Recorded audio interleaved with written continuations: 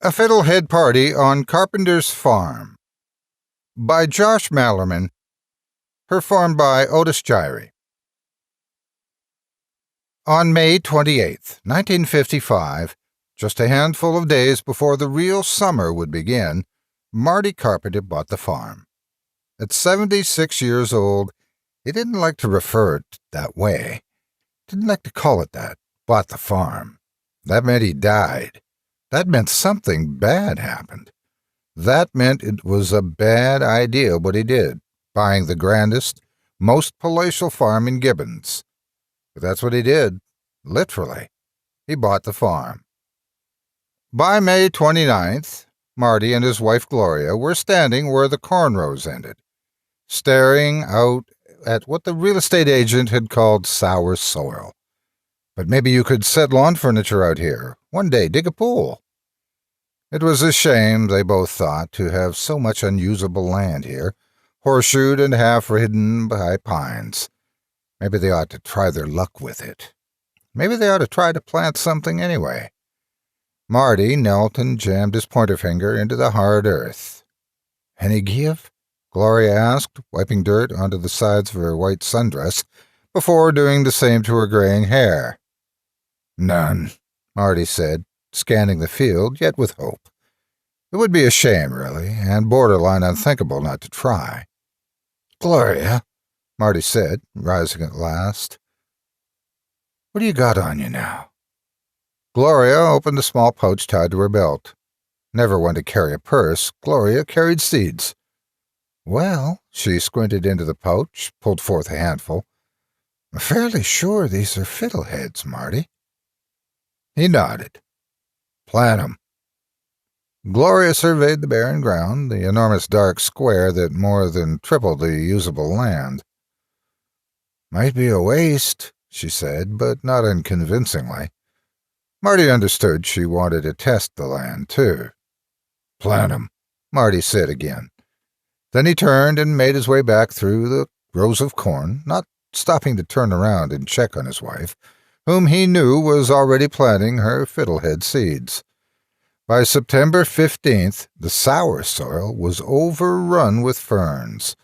Since fiddleheads usually took a year to grow, the development wasn't only a pleasant surprise, it was curious. "Sons of bitches were impatient," Gloria said, kneeling beside her husband at the edge of the field once again, her 70-year-old knees creaking. "Happy Earth," Marty said, smiling. "That agent can suck on his sour soil." Gloria smiled too, but not without some trepidation. "Do you think they're healthy, then?" Marty reached into the plush frauds of fern leaves and removed one of the fiddlehead branches and popped it into his mouth. They waited. "How's it taste?" Gloria asked, adjusting her black glasses and graying hair. "You're not going to die, are you?" Marty smiled again. "Magnificent," he said. "Invite over the neighbors." Gloria frowned. "Invite the neighbors? You're imagining a fiddlehead party, Marty?" Marty smiled. "That I am." "May wonders never cease. I can't remember the last time you willingly went to a party, let alone wanted to host one." A change in her husband was ever refreshing. It meant they could still grow.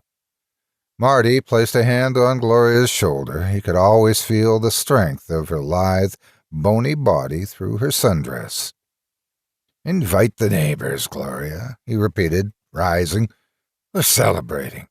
We just discovered we've got 3 times the farm we purchased."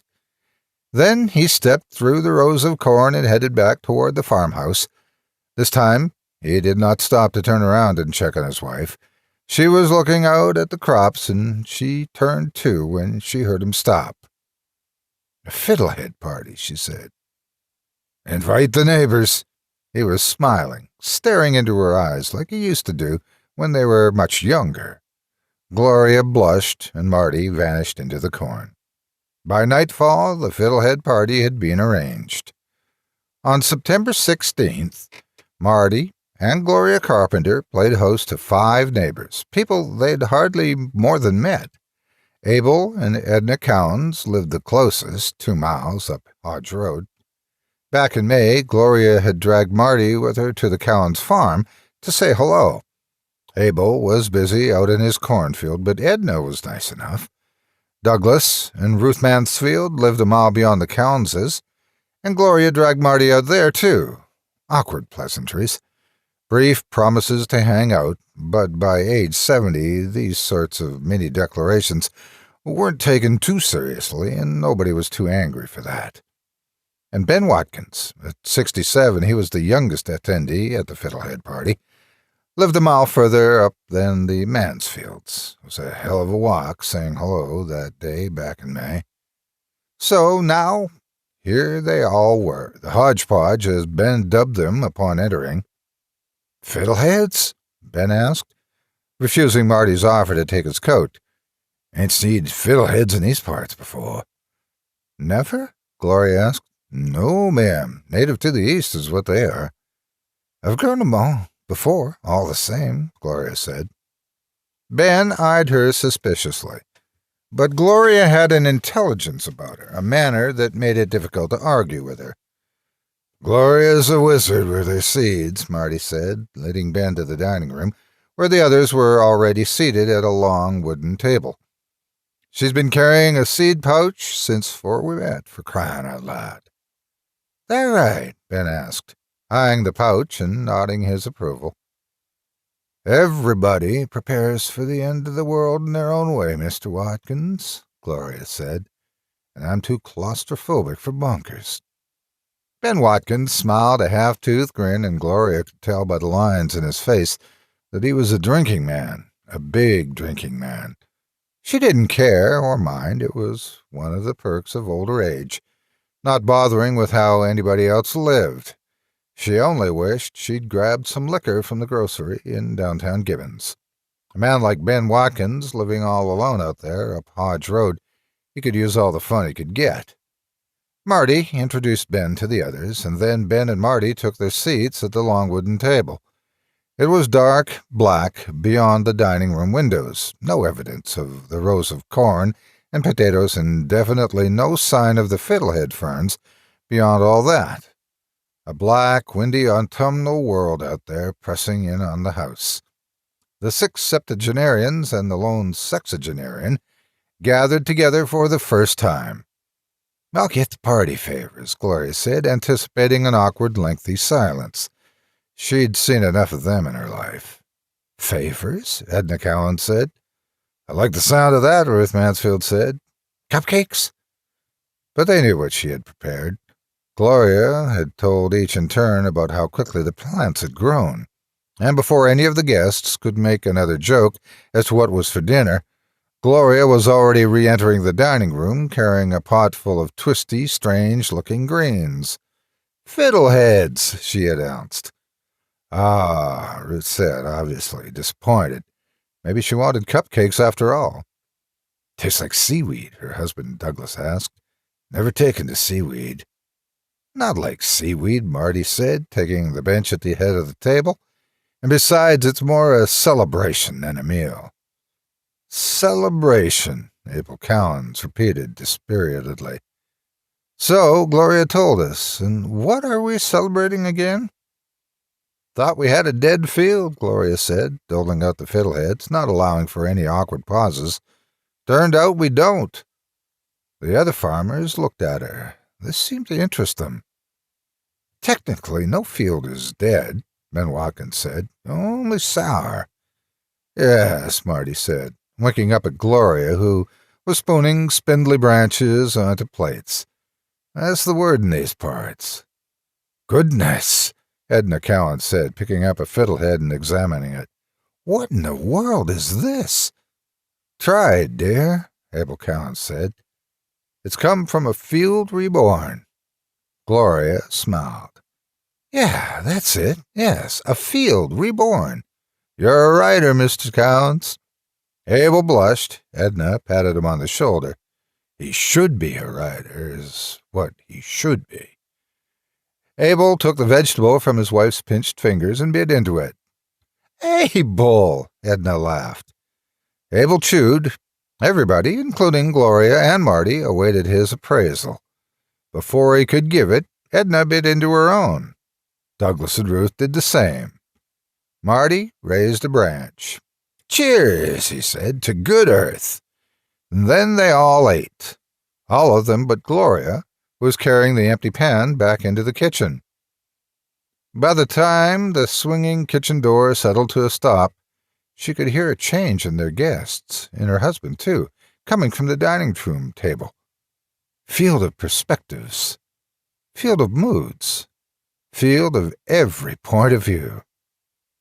At first it was only Ben singing the words, then Edna and Ruth joined in, as though they'd heard the song before. But the joyful tune was far out of place from the other sounds. Cutting. That's how Gloria heard it, and she had a right to. Any good gardener knows the sounds of cutting. Gloria knew, too, that they were the sounds of cutting a person. Someone was being cut. And by the sounds of the singing and the voices of who joined in, Gloria understood her husband was in trouble. She began to step forward toward the swinging door and then inched farther from it as it swung inward into the kitchen. And Ben Watkins entered, and behind him, as the door swung back out, Gloria saw the top of Marty Carpenter's head. He was lying on the floor, and the neighbors were standing in a semicircle above him. She saw his hand, too, beside an overturned bench. Any good gardener recognizes hands, especially those belonging to someone she loves. They spilled their waters as a dark puddle grew across the floor. They've knocked over the flowers. The kitchen door settled, closed. "What have you people done, Mr. Watkins?" It was all she could think to say as she took hold of a knife from the kitchen counter and held it out toward him. Ben feigned surprise. "You telling me you two ain't never heard of sour soil before?" Gloria didn't answer. The fear and sadness within her body mummified her, it seemed.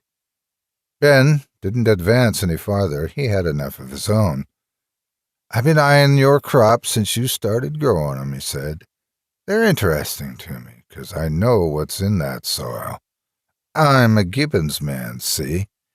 We all know all there is to know about that field." Gloria tried to imagine, to see what she was going to do when he finally stopped talking and came at her. She was going to stab him, is what. But then there'd be others to face. "You're all terrible, terrible people," she said, her voice as rough as the Fiddlehead branches themselves. "It ain't my fault, just like it ain't anybody's fault, really. And it definitely ain't yours. You're new here, Mrs. Carpenter. You know small towns got them rumors, but you don't know what them rumors are till you live in that small town." Now he did advance, or shift his weight from one leg to the other. "Gibbons whispers about that dead field, Mrs. Carpenter. Field of perspectives, field of moods, field of every point of view. You ever finish a meal different than the you who began it? You ever listen late at night to what breathes beneath the soil of your own damned land?" He laughed earnestly. "You aren't growing fiddleheads out there, ma'am. You're growing anger, impatience, spontaneity."